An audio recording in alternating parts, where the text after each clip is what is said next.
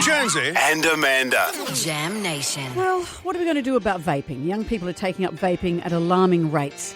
Almost 1 in 10 18 to 24-year-olds reported vaping daily. Young women are taking it up more than young men are because it's odourless, it's more discreet, it doesn't have the stigma around cigarettes. So what are we going to do about this? Well, the New South Wales Government is stepping in with a new initiative. To tell us more about that is the New South Wales Health Minister, Ryan Park. Minister, good morning. Good morning, Amanda. Good morning, Jonesy. Hello, Ryan. The hard thing, I imagine, before we get to even how you start facing this, is that how do you get young people to want to give up? Because they don't have any consequential thinking. This is seen as an attractive thing to do. How do you even urge them to want to? Yeah, it's a challenge. I've got a 14-year-old son, and I wish things were as easy as just telling them to do something and they follow. That just doesn't happen. One of the reasons why we've changed the way we do our campaigns, particularly for young people, making them a part of the design and part of the way it rolls out, is because it's got to talk and be relevant to them, Amanda. If it's not relevant to them, they just won't engage with it. So my son, like a 14-year-old, like a lot of teenagers, spends a lot of time navigating his information via his smartphone, and we need to make sure that that information around vaping is relevant and meaningful to them, and that's why we've got young people helping us design these programs to try and increase their impact. So how does the app actually work then?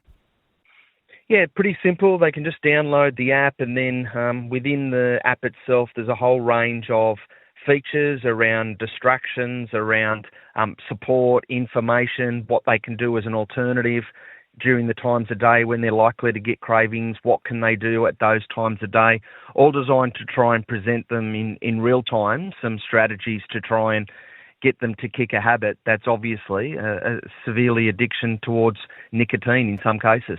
It's so hard to even hear this, isn't it, to say that when they get the cravings, because we had phased out smoking by and large in our younger generation, and yet here we are, we've made it easier for them, we've made it more attractive for them. Do they want to give up, or is it just when you get older you appreciate the health distractions of it? That you only want to get healthy when you get older. No, look, a few things, Amanda.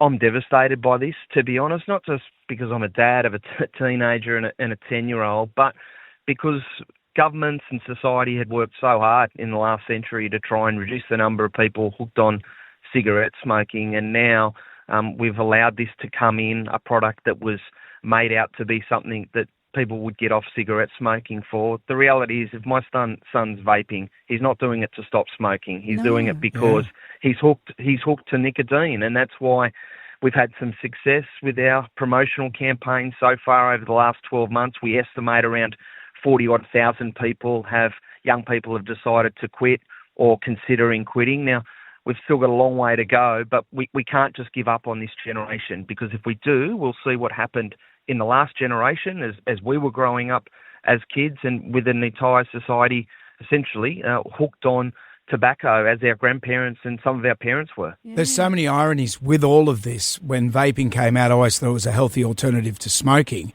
And then the kids stopped smoking and mobile phones became the new smoking because they're on the mobile phone. But now they'll be looking at the mobile phone for the app to get off vaping. Whatever it takes. Yeah. That's crazy. Look, whatever it takes. It is crazy, but, the way in which teenagers in particular, I think, navigate the world, whether we like it or not, is via their smartphones. And we need to make sure that the information and the way in which they want to read it and absorb it is available to them. And that's why, to be honest, we've used young people to design it so that the information is relevant to that age group that we're trying to get off this substance.